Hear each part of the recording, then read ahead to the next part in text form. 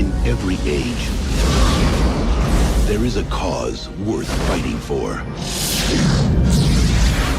But in the future, the greatest threat to our survival will not be man at all.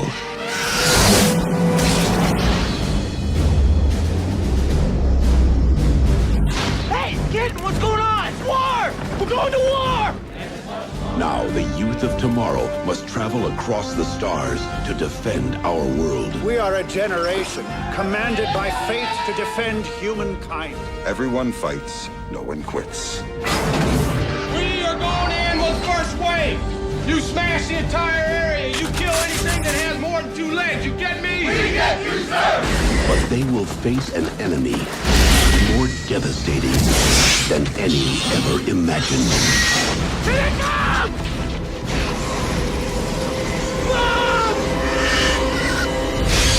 Incoming!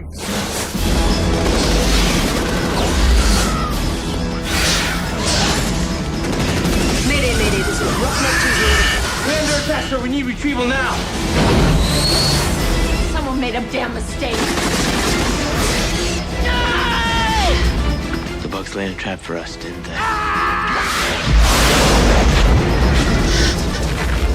TriStar Pictures takes you to the front lines of the next frontier. Kill them all! Starship Troopers.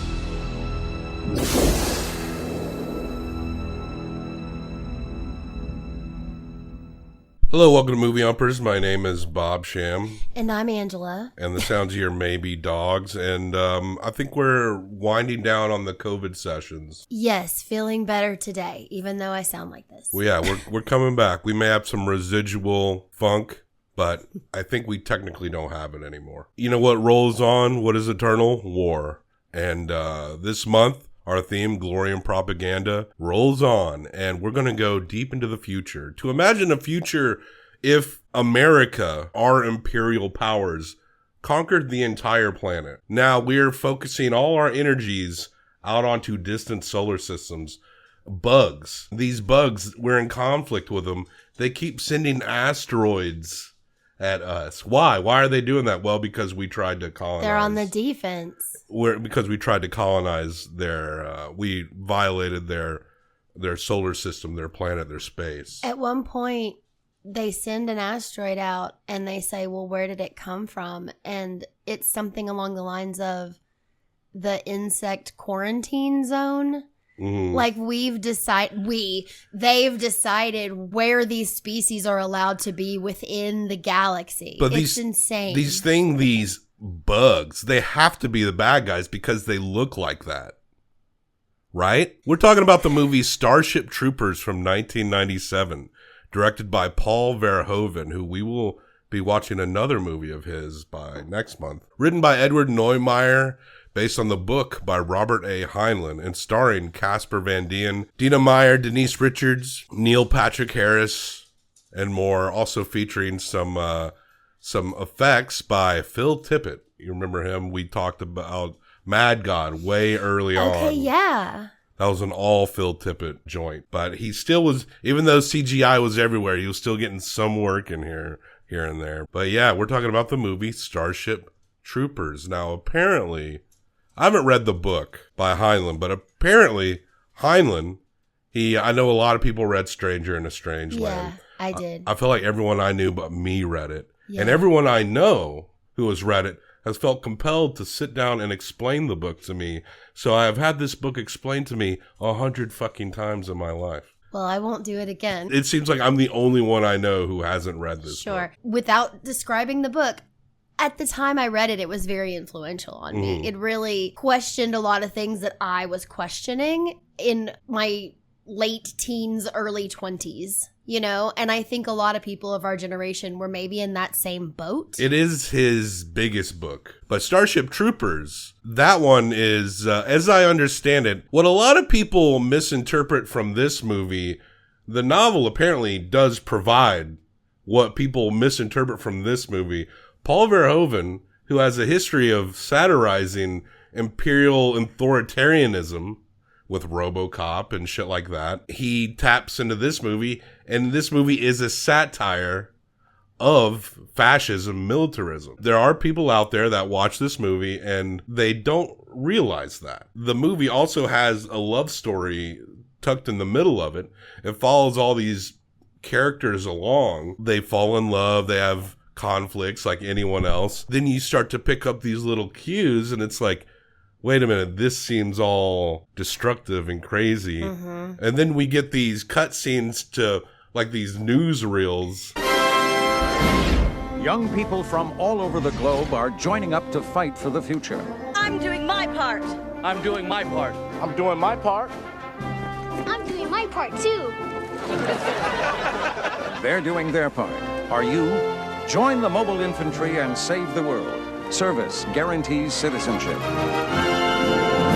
Which are definitely satirical. This came out in 1997. We were teenagers. A fairly popular movie. Yeah, saw it in the theater. To pass it around amongst my friends. But the thing I think we took the most from was the communal showers. Yeah, I've already thought about that while we've been talking. Because this movie, if you're a very like surface type liberal person, you may see like male female co-ed showers is like something progressive, right? It seems equal. Like Diz is on the football team. They are all showering together. There is that like knee jerk, oh, it's better. Oh yeah, It's a better future. Well, we're all equal in the meat show for Earth imperialism. Well, yeah, one of the things I didn't pick up on when we were younger, I just didn't question, is the fact that these folks who just look like all American kids are from Buenos Aires. Yeah. Just speaks to you talking about how the whole world is like united, I guess, under the same rule, right? The Federation, So then it's like, well, we're not fighting amongst ourselves on Earth anymore, so who's our enemy now? Now we have to have someone else. You can't just be peaceful. Bugs. You can't just be happy. There has to be an enemy, a conflict, something to pull you all together. And they have this concept of the citizen who's willing to die for their country and their people. Like, if you need to be a citizen in order to vote, you need to be a citizen it makes it easier to get a license to have kids, which you have to have license to have kids. It implies that through the military, you can access social values that might not be available to you otherwise. And you need a license to have a child. And it's glazed right through, right? And I haven't read the book. I probably never will. I mean, just knowing anything about Paul Verhoeven and what he's provided. And Paul Verhoeven is this guy who, he made RoboCop, right? It's a satire of authoritarian police state. And he made that movie in a time where there were a lot of reactionary Reagan era action movies that are right-wing kind of movies, right? Yeah. Or at least like Rambo was a little, when it first came out, First Blood, it was like about PTSD. And then that series keeps going, and it is exactly what your dad wanted the movie to be, right? Sure. And RoboCop kind of pops in there, and if you're not that media savvy, not that clever, it will go like right by you. And I think Starship Troopers is no different. And apparently this movie was not a big critical hit when it came out. I think the overall tone of it was very confusing for people. Some people interpret it as a literal promotion of fascism, and other critics understood that it was a bit of a satire, but felt like the humor and the tone was a little not balanced well. But it also became a cult movie in hindsight. Like, cost $110 million and made $121 million. That's not enough to really inspire the studio, but the cult success of it was enough for it to inspire a lot of low budget sequels.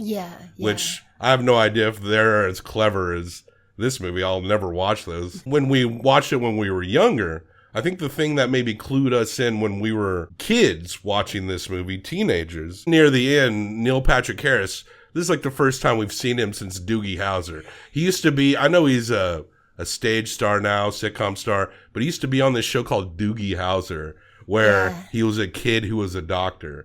And this was the first thing we had seen of him since that show. So we were like, oh, it's Doogie Howser. And he still looks like a baby. He's very young still in this movie. Near the end, when he's fully immersed in his psychic ops division. He's in like the intelligence. And there's the picture above your head. We see him walk up, and I remember we were like, he looks like a Nazi. Yeah. And that was a clue to us when we were younger that maybe there was something a little beyond the surface of what we were seeing in this movie. Absolutely. Well, they talk about they're doing all these experiments and these tests, and they want to get the big brain bug so that they can learn from it and do tests on it. It's really gross when you think about even some of the language that they use, like how much it really is just like fucking Nazi testing and this exceptionalism. Yeah. Right? Like we are Absolutely. the only ones who, we as in the human race, are the only ones who are of value and everything else is just in our way. Yeah. Did I say who starred in this movie? Yes. Casper Van Dien, who plays Rico. And yeah, Casper Rico. Van Dien. Wasn't this like his first thing too?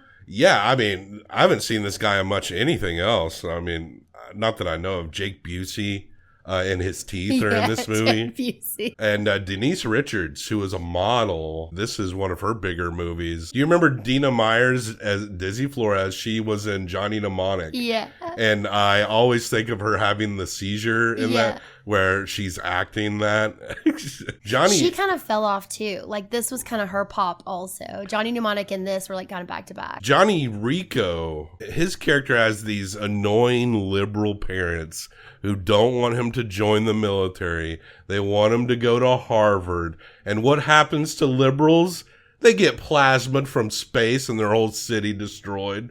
Buenos Aires is wiped off the face of the map. Apparently, in the book, his name is Juan Rico. Okay. And they call him Johnny, but his name is actually Juan. They might actually be Latino in the book, They might actually right? be. I haven't read it either, but I noticed that when I was looking at like the Wikipedia. I mean, a lot of Argentinians look pretty white. I mean, Sure. there are white South Americans. Totally. They don't look like Doogie Howser though. Did you know that in Brazil, there's a lot of people that are descendant of Confederate soldiers?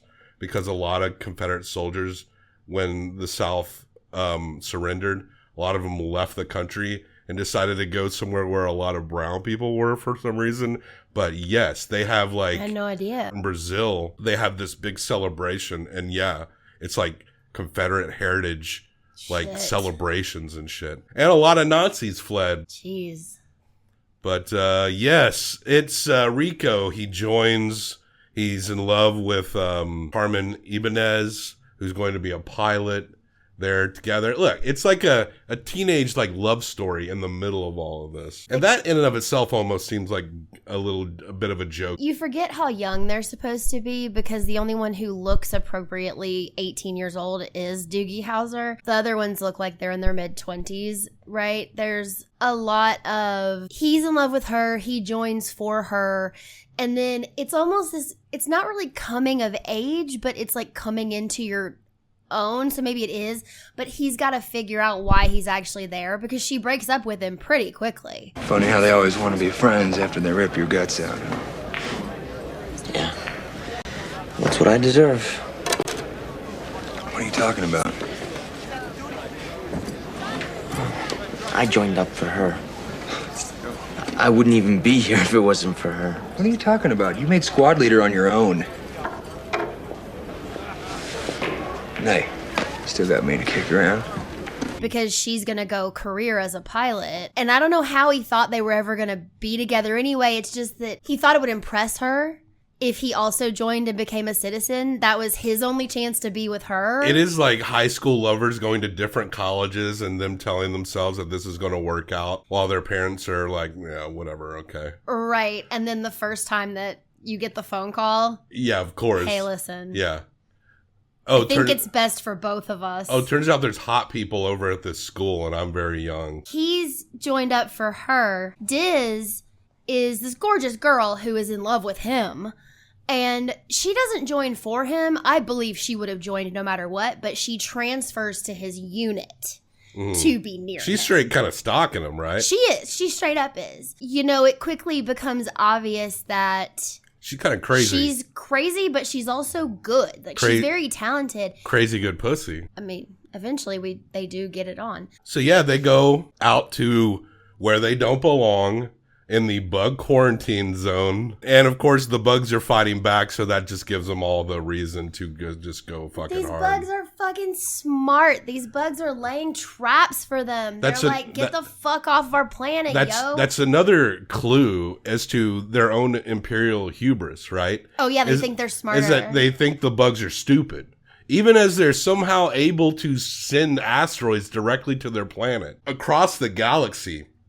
And that's what destroys Buenos Aires. These bugs have the ability to target across a galaxy, and they're still like, these bugs are stupid as shit. Like, as far as we know, I mean, the humans have to travel there to do their shit, but they don't seem to have the ability to shoot you from Earth itself across a galaxy. Yet the bugs seem to have this ability to do that.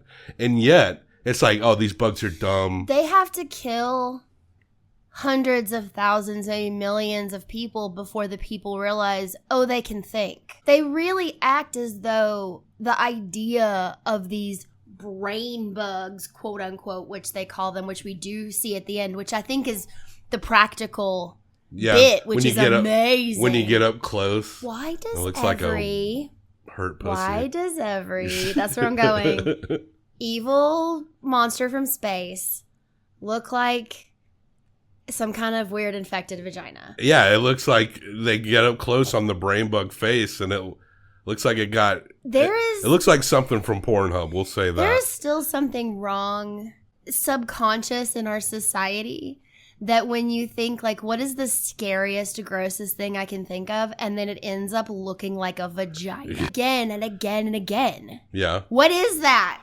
Well, you thought it looked gross. I was like, No, I'm so not. I think it's just a matter. I think it's just a matter of perspective. I don't think vaginas are gross. I'm just saying they're obviously trying to make something scary and intimidating and otherworldly. It looks like it got cream pie.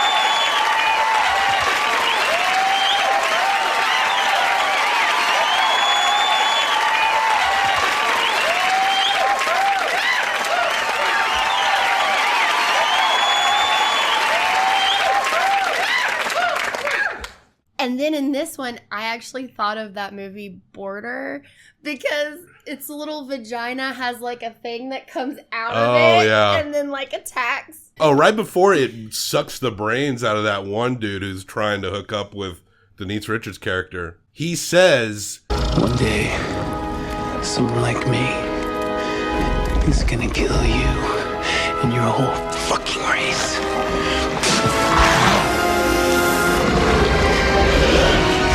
And I still see that there are people arguing that this isn't the case with this movie.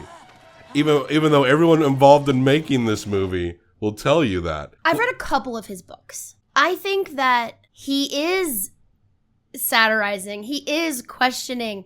He's just not as funny about it or as like blatant about it. So you could read it and think that's what he thinks, but you have to kind of look under. But I don't know. Well, not being religious doesn't mean you're not right-wing. No, I'm not saying that, but I'm just saying that he wrote this book as a yay, go military, this is how we should be, doesn't make sense in my mind with what I have read of his stuff. I mean, I've seen this. I'm not defending because I haven't read it. I haven't read the book either. I kind of see, there's certain movies that aren't straight up trying to be heavy-handed about what it's trying to say to you. And I know this particular book and movie, I see it parsed through on social media between we're not the first to have this political debate. ideologies, people that argue both. Mm-hmm. I think the movie aspect is inarguable.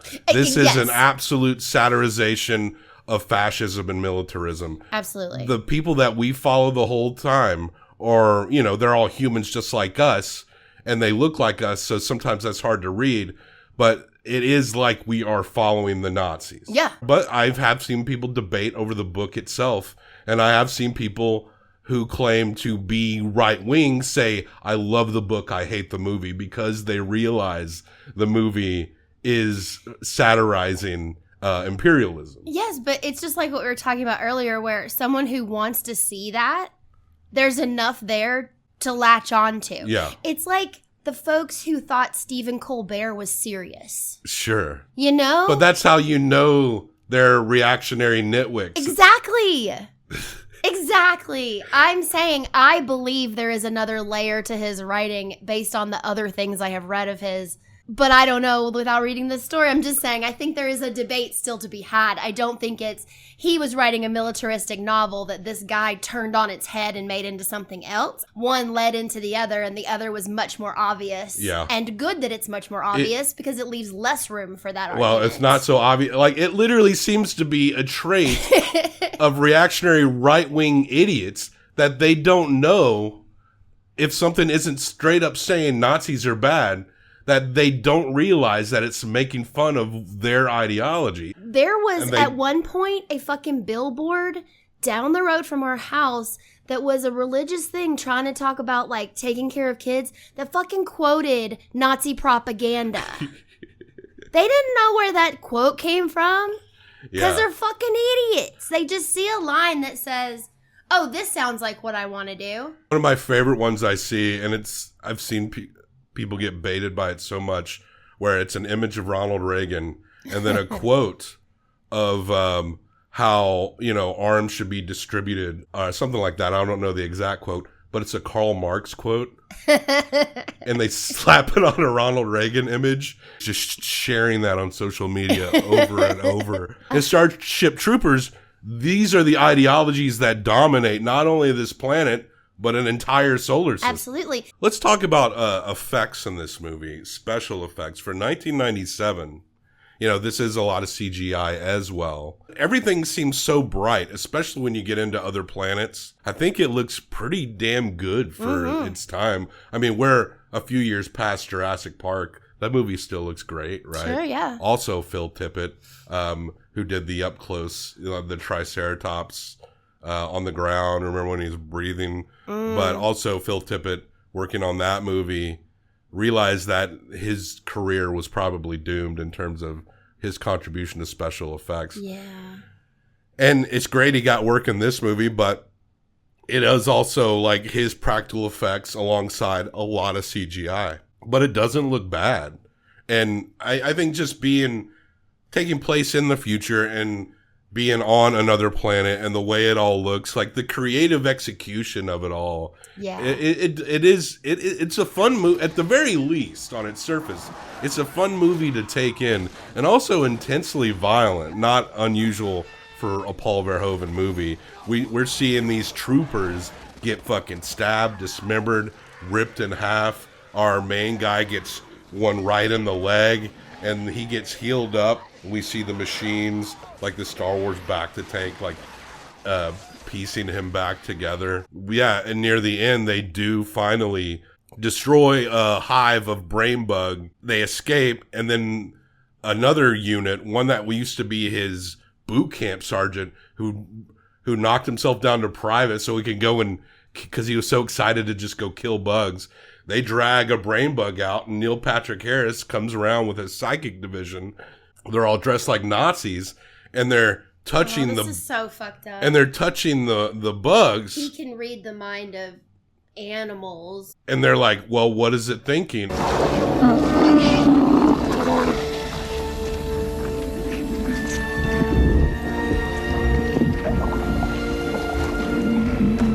It's afraid. It's afraid!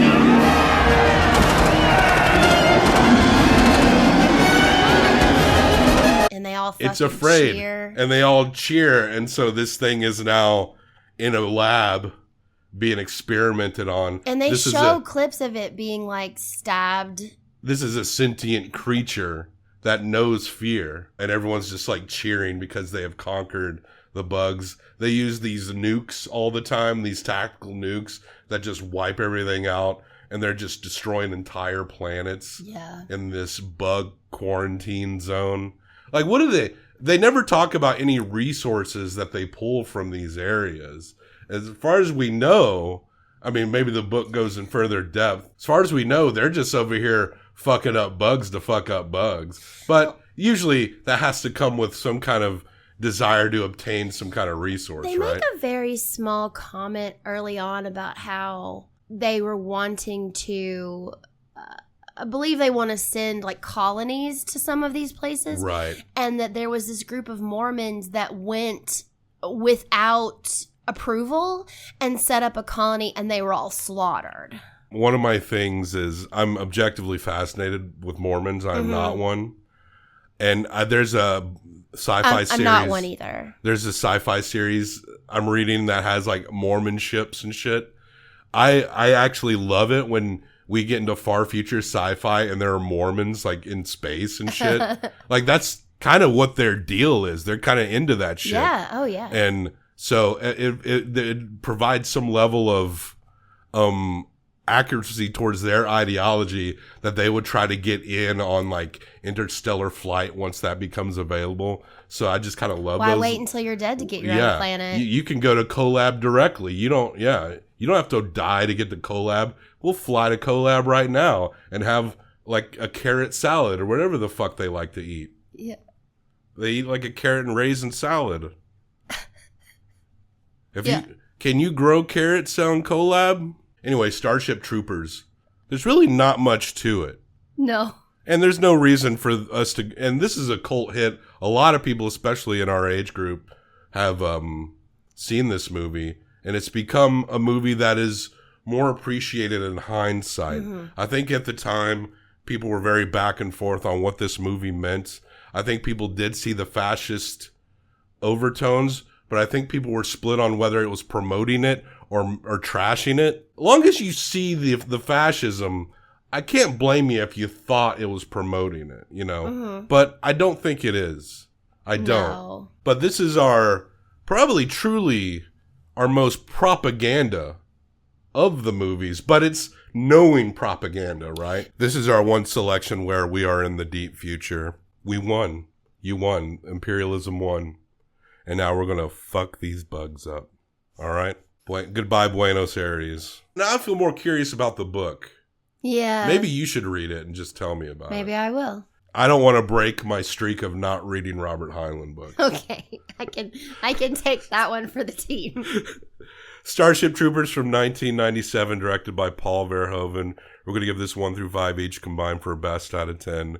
Angela, what do you give Starship Troopers? A 4.25. Oh, okay. I know that's pretty high, but I think it's really fun, and I think it's very well done. Yeah, I think it is kind of underrated based on initial reactions, but I'm going to give it a 3.75. Fair. And that's a good score. Absolutely. It doesn't have to be a 4 to No, be a good score. Not at all. The Paul Tippett. Is it Paul Tippett? Phil Tippett. We called him Paul the whole time we did that episode. And someone commented like, "Who is Paul Tippett?" I felt so bad. We were just starting. I think Phil Tippett for me gives it an extra 0.25. You just like that if he's involved. That cream pie bug mouth. I like practical effects, and that even though there was so much digital done, they were keeping that alive in this. All right, folks, take a look at it. Starship Troopers from Paul Verhoeven from 1997. At an 8, gets a very good score. It rests between Sergeant York and The Old Dark House. So check the show notes for links, other places to find us. Like, subscribe, leave a comment. Have you read the Starship Trooper book? Have you seen the movie and watched the book? What'd you think of it? You watched that book? But tell me about the book. We don't know about the book. Is the book also satirizing, or is it much more promoting? You let us know. Anyway, let's get the fuck out of here. Those goddamn bugs, right? Let's hear it for the bugs.